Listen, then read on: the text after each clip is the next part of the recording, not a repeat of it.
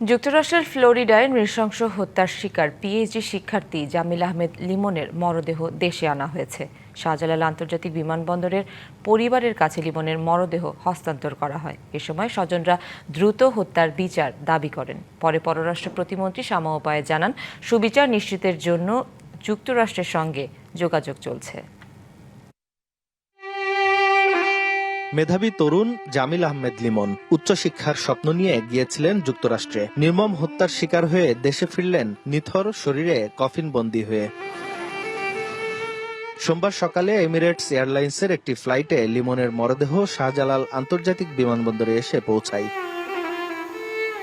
বিমানবন্দরে আনুষ্ঠানিকতা শেষে লিমনের মরদেহ দেয়া হয় স্বজনদের কাছে। এ সময় পররাষ্ট্র ও প্রবাসী কল্যাণ মন্ত্রণালয়ের প্রতিনিধিরা উপস্থিত ছিলেন।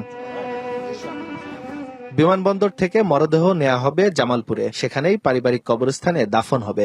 এখান থেকে সোজা জামালপুরে মাদারগঞ্জে নিয়ে যাওয়া হবে।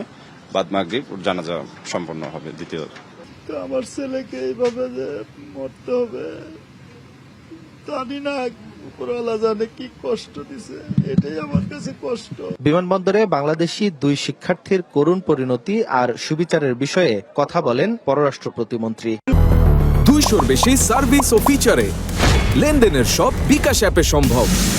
আমরা চেষ্টা করেছি প্রবাসী কল্যাণ মন্ত্রণালয়ের সাথে সমন্বয় করে যত তাড়াতাড়ি সম্ভব আমাদের লিমনের মরদেহ আমরা দেশে ফিরে আনতে পারি। লিমনের সাথে আরও একটি মেয়ে আমাদের বাংলাদেশের সন্তান বৃষ্টি, ও নিহত হয়েছে। রিসেন্টলি আমরা জানতে পেরেছি যে বৃষ্টির মরদেহ শনাক্ত করা গেছে এবং সেটাও আমরা যাতে আমরা খুব শীঘ্রই ফেরত আনতে পারি সেই কার্যক্রম চলছে, কাজ চলছে। লিমনের সঙ্গে হত্যাকাণ্ডের শিকার হন আরেক শিক্ষার্থী বৃষ্টি। 16 এপ্রিল যুক্তরাষ্ট্রের ফ্লোরিডায় নিখোঁজ হন 2 জন। 8 দিন পর মরদেহ উদ্ধার করা হয় লিমনের। পরে বৃষ্টির খণ্ডিত মরদেহ উদ্ধার করে পুলিশ। আঞ্জাম খালেক, ডিবিসি নিউজ, ঢাকা।